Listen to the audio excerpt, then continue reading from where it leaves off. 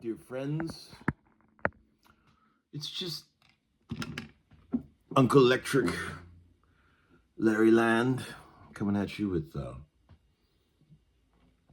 little Friday night video-age.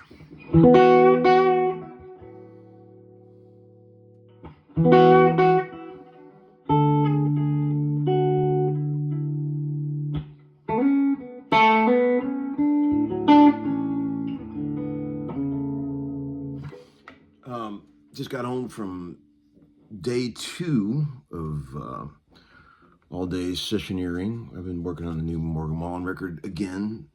I know it seems like I do a lot of sessions with him, but, you know, they just cut a lot of songs in that band, and we had a ball. Yesterday we did a triple, which is work from 10 a.m. to 9 p.m., which is a long day. I got the boys, they're downstairs playing video games, so I just making a quick video. I want to tell you a couple of things. This is volume 384 of the Homeskoolin program. I got a pedal I want to show you guys, a new pedal that got sent to me.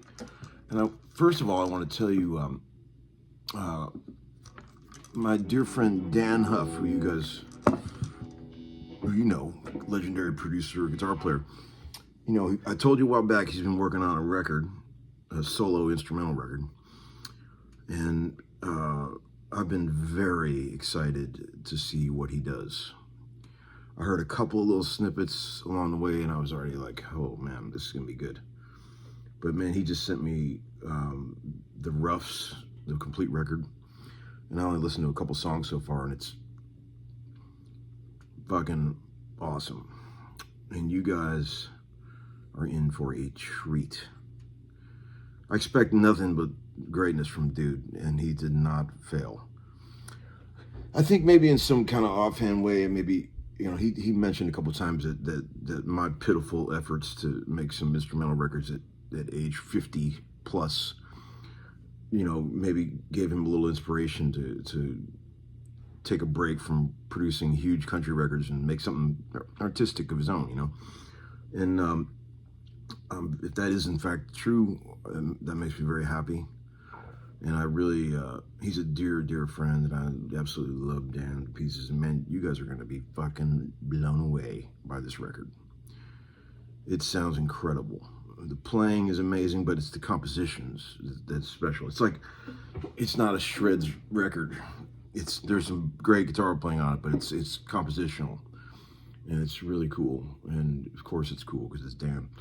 But it should be done soon. I think you just got to mix and master, and then I'll let you guys know for sure when it's ready to go. And man, I'm telling you, you guys are gonna fucking love this, man. It's really cool. Speaking of really cool, the boys at Empress sent a new drive pedal that they're working on. What a great looking pedal. I mean, come on, look at this thing. It lights up. Look what you got. You got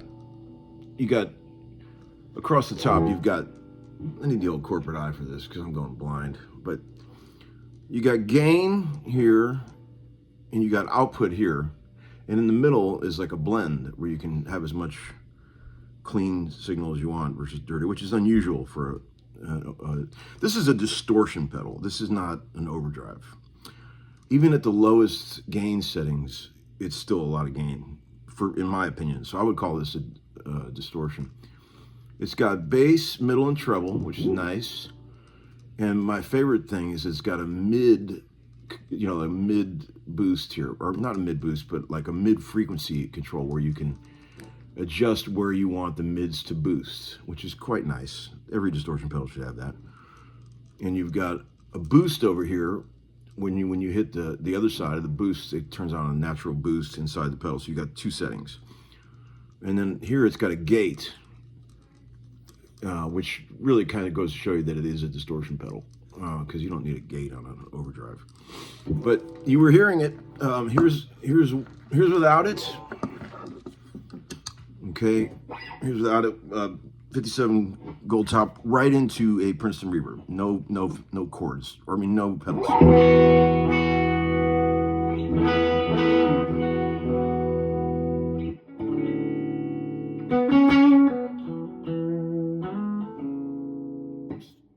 Quite a nice sound in my humble opinion. Then you turn this pedal on.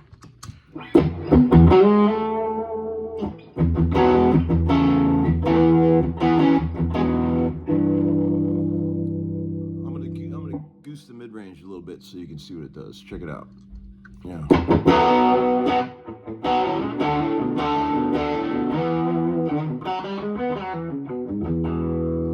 So listen to how much sweep you have on the mid control. Check it out.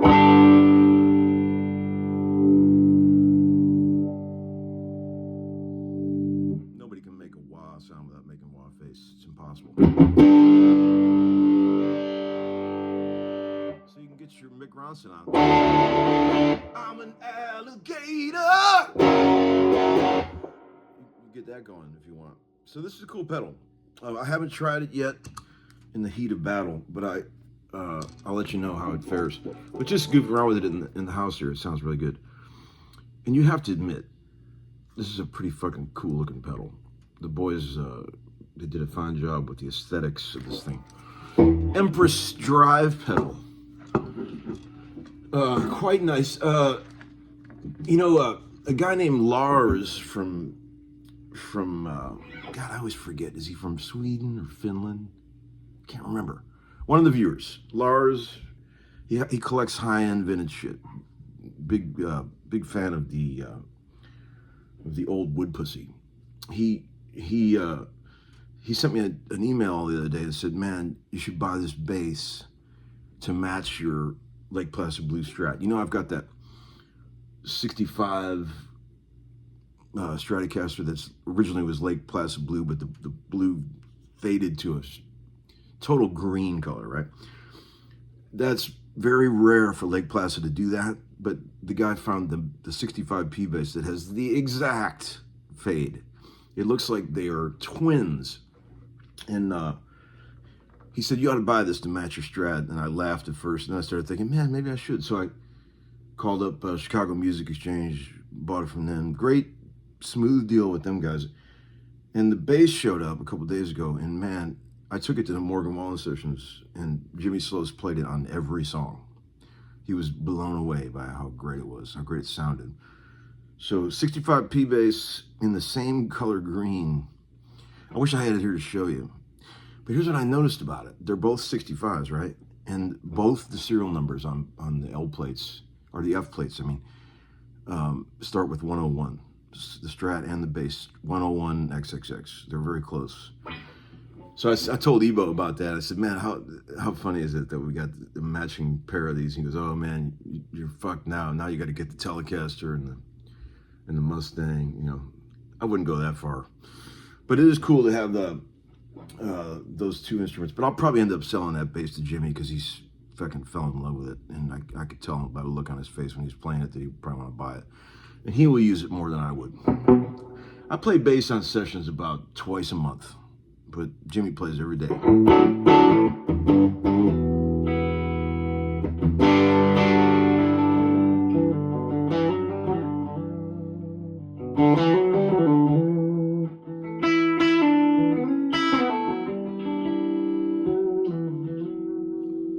know, I have a SoundCloud page.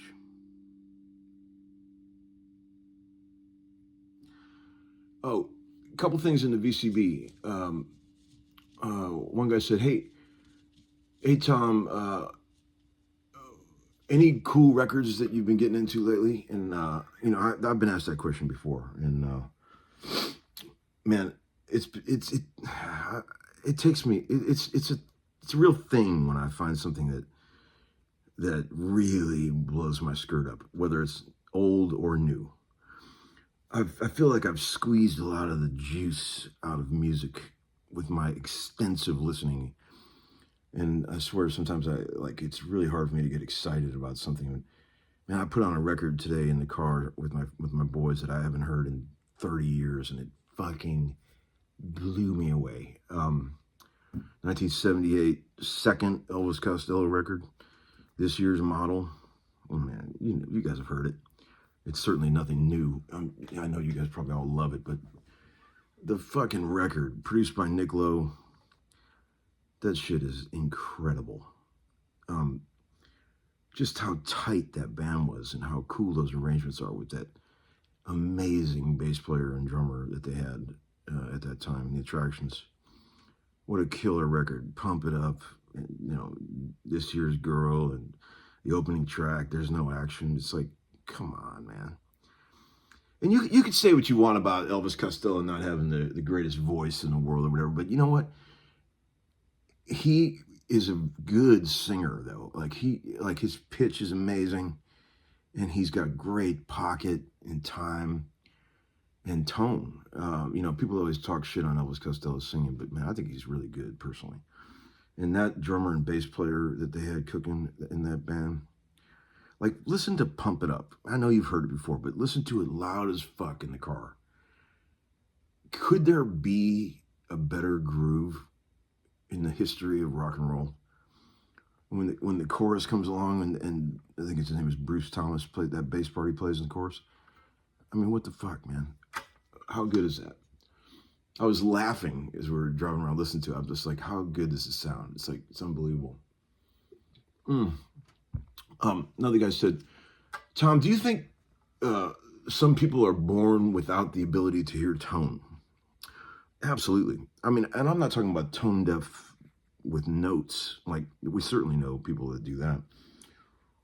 People that can't find a pitch. I think there's a lot of people that have that, like, I guess you'd say, what is it called when you're colorblind? It's like tone blind. You know what I mean? Like maybe when they hear guitars, I picture it in my mind, like all guitars to them, no matter what it is, sounds like the adults speaking on Charlie Brown Peanuts. See, when you're, you know, I think most Tonmeister guitar players have, it's like looking at paint colors. You know, you think about differentiating guitar tones is such a,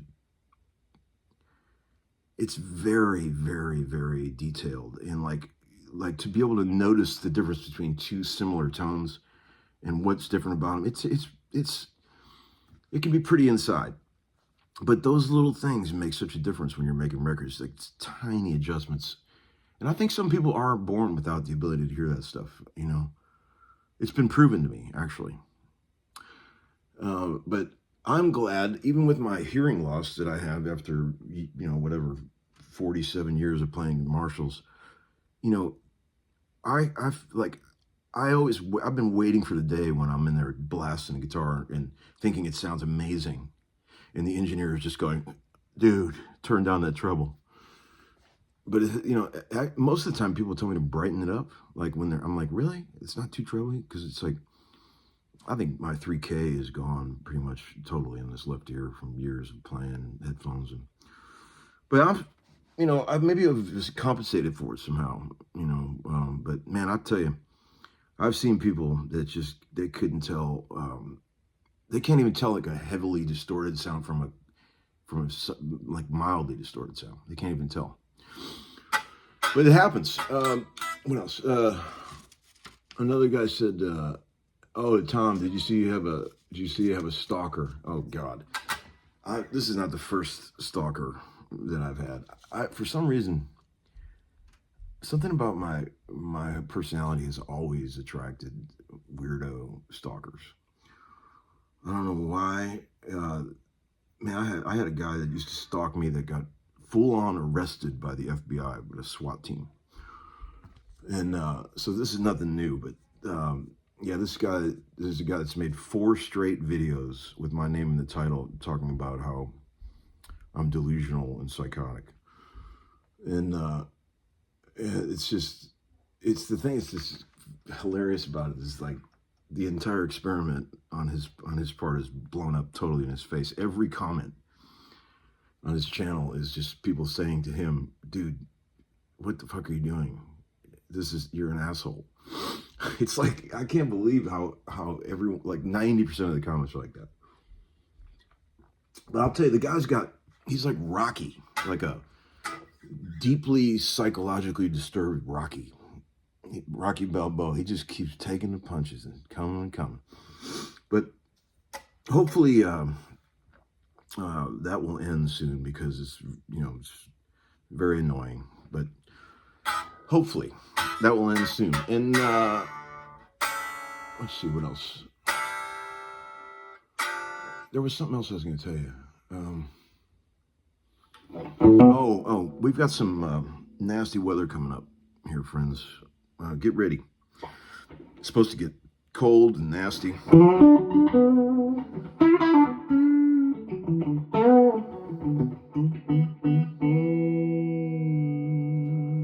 So get your supplies ready. You know, go to the grocery store and buy everything out, like in total panic mode, like people do. Make sure you got your phones charged. Make sure you got all that going. I'm gonna go make dinner for the boys. We're gonna have some burgers and salmon tonight.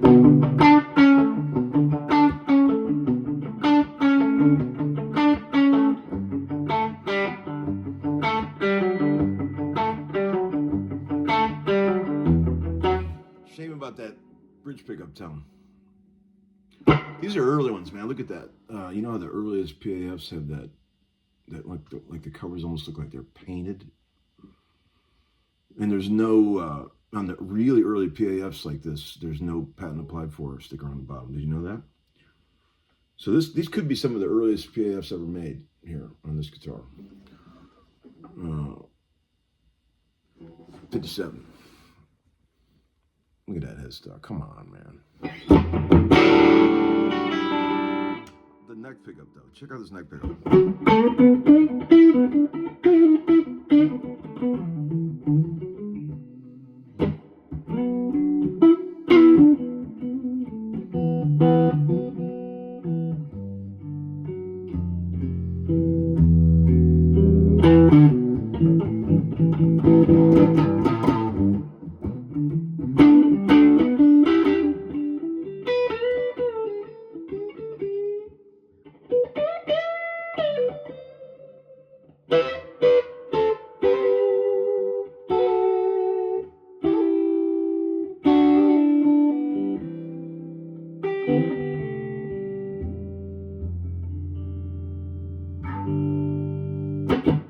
Happy Friday, friends. TGIF.